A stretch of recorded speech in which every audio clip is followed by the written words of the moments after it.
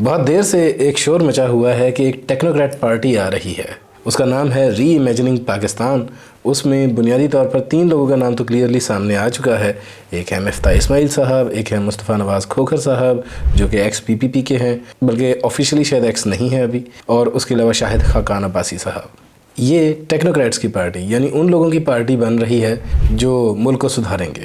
Basically یہ idea بہت دیر سے پسند کیا جاتا ہے، خاص طور پر راولپنڈی میں،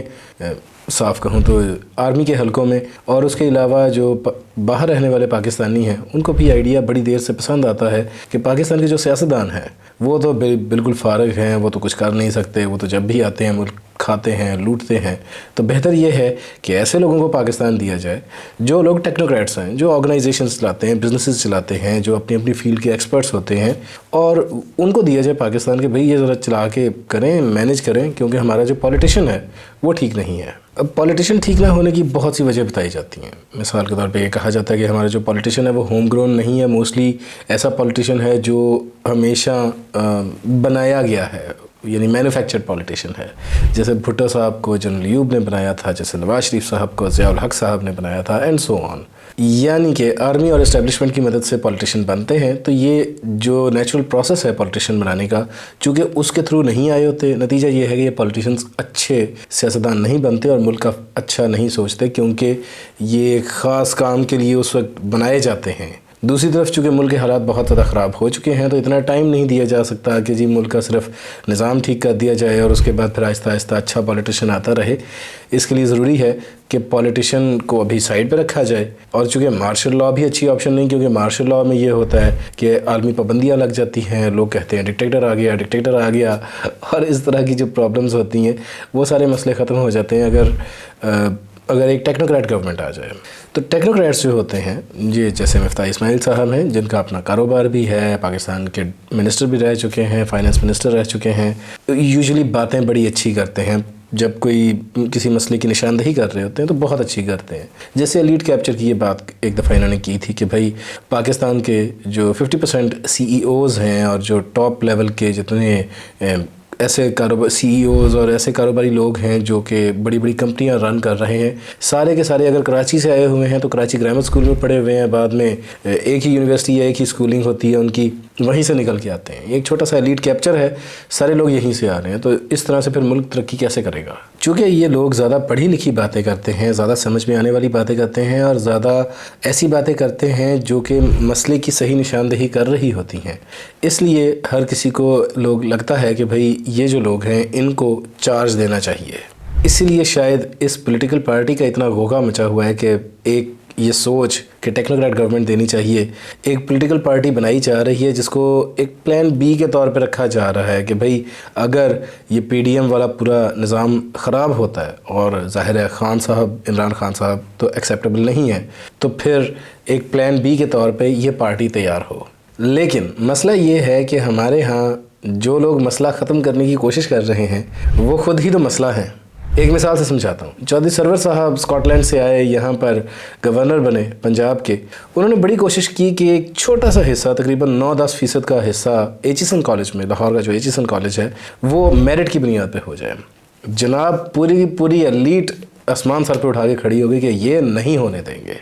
ایچیسن کالج میں داخلہ صرف لینیج کی بنیاد پہ ہوگا، وہ کس کا بیٹا ہے، کس کی بیٹی ہے، اس حساب سے وہ داخلہ ہوگا۔ اس بنیاد پہ ہرگز داخلہ نہیں ہو سکتا کہ کسی کے کتنے نمبر ہیں یا میرٹ اس کا کتنا زبردست بن رہا ہے۔ یہ سندھ کلب وغیرہ جیسے جو جگہ ہیں، یہاں پر لینیج کی بنیاد پہ فیصلے ہوتے ہیں کہ اس کو ممبرشپ دینی ہے یا نہیں۔ یعنی ایسا ممکن نہیں ہے کہ اگر آپ لیٹ سے 20 سال کے تھے تب آپ باہر کے کسی ملک میں چلے گئے، آپ نے اگلے 20-25 سال باہر بہت محنت کی، بہت ذہین تھے، آپ نے بہت سارا پیسہ کمایا، آپ واپس پاکستان میں آئے اور آپ چاہیں کہ بھئی اب سندھ کلب کی ممبرشپ ہو میرے پاس اتنا ہی پیسہ ہے جتنا باقی جو پاکستان کی ایلیٹ ہے اس کے پاس ہے، آپ کو نہیں ملے گا، کیونکہ you have to be from that stratum. Pakistan میں پاکستان کی ایلیٹ نے مسئلہ ہی یہ بنایا ہوا ہے کہ بھائی ہمارے لیے ایک الگ پاکستان ہونا چاہیے، ہمارے لیے وہ پاکستان ہونا چاہیے جس کی پوری سٹیٹ ہمارے سامنے سجدہ ریز ہو ہر وقت۔ ہماری عدالتیں، ہماری پولیس، ہمارے سب کچھ، ہماری جو پوری سٹیٹ ہے، جتنے بھی گورنمنٹ کے محکمے ہیں، وہ سب کے سب ہمارے آگے جھکے ہوں، کیونکہ ہم ایلیٹ ہیں۔ یہ جو طاقتور اور کمزور کے درمیان ایک فرق بنایا ہوا ہے، اسی کی وجہ سے ملک تباہ ہوا ہے۔ اور وہ جو طاقتور ہیں وہ ٹاپ پہ ہیں، وہ چاہتے ہیں کہ ملک ترقی بھی کرے، ملک ترقی کرے گا، اکانومی تگڑی ہوگی تو ان کی آمدن زیادہ ہوگی، لیکن ترقی دینے کے لیے ایکول اپرچونٹی دینی پڑتی ہے، یا کم از کم کلوز ٹو ایکویلٹی آنا پڑتا ہے، جس کے لیے وہ تیار نہیں ہے۔ یہ جو کوئی 1% یا جو 0.5% پبلک ہے جو کہ پاکستان کے اوپر جو ٹرولی پاورفل لوگ ہیں سارے کے سارے، وہ لوگ برداشت نہیں کر سکتے کہ ان کی چودراہٹ کو کوئی بندہ چیلنج کرے، کیونکہ اگر ایکول اپرچونٹی رکھتے ہیں، اگر ملک کو ترقی دینی ہے تو جس بندے کے پاس ٹیلنٹ ہوگا، جس کے پاس محنت کرنے کا، جس کے پاس عزم ہوگا، محنت ہوگی، ٹیلنٹ ہوگا، اسکل ہوگی، وہ پھر لوگ آگے نکل جایا کریں گے۔ اور یہ نظام تو نہیں نا بننے دینا کہ جس میں جو بندہ بھی محنت کرے آگے نکل جائے، کیونکہ موسٹلی جو امیر بندے کے بچے ہوتے ہیں، جو طاقتور لوگوں کے بچے ہوتے ہیں، وہ تو سپوائلڈ ہوتے ہیں، وہ کب بہت زیادہ محنتی ہو سکتے ہیں۔ تو پھر ایلیٹ کا کیا فائدہ ہوا؟ وہ چودراہٹ کہاں گئی؟ وہ جو وڈیرا، وہ جو طاقت ہے اپنے پاس، اس ساری کا کیا فائدہ ہوا؟ وہ طاقت تو ختم ہو جائے گی۔ پاکستان کا مسئلہ کوئی ایک پولیٹیکل پارٹی یا بیوروکریسی یا آرمی یا سیاستدان اس طرح سے مسئلہ نہیں ہے۔ پاکستان کا مسئلہ یہی ہے کہ پاکستان کا ایک ایلیٹ کیپچر ہوا پڑا ہے، جس میں سارے ہی ہیں، کیونکہ سب کی ایک دوسرے سے دوستیاں یاریاں ہوتی ہیں، رشتہ داریاں ہوتی ہیں، ایک دوسرے کے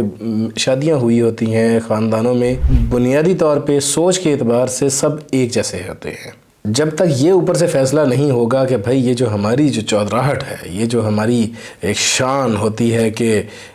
غریب ہے، کمزور ہے تو اس کی بیٹی بھی اٹھا کے لے آؤ، کوئی آپ کا کچھ نہیں بگاڑ سکتا، یہ نظام ہے پاکستان کا۔ اور یہ نظام اگر ختم کریں گے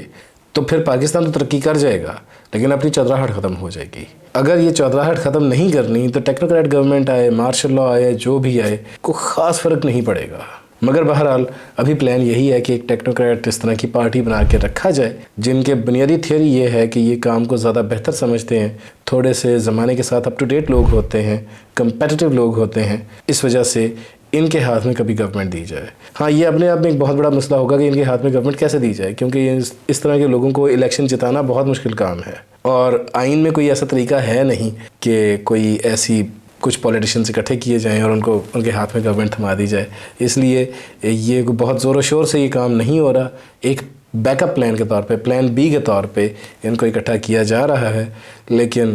لگتا یہی ہے کہ یہ بھی رہے گا، ایک سائڈ پہ ہی رہے گا یہ پلان، یہ بہت زیادہ ایگزیکیوٹ جلدی ہوتا لگتا نہیں، اور اگر ہو بھی گیا تو کوئی بہت بڑی تبدیلی لاتا نہیں لگتا یہ پلان۔ ہاں، تھوڑے سے آپٹکس ضرور بہتر ہوں گے اور شاید وہی ہمیں تبدیلی لگے، پچھلے کافی عرصے سے تو آپٹکس بھی صحیح نہیں چل رہے۔ ابھی کے لیے اجازت دیں، اگلی ویڈیو میں ملتے ہیں۔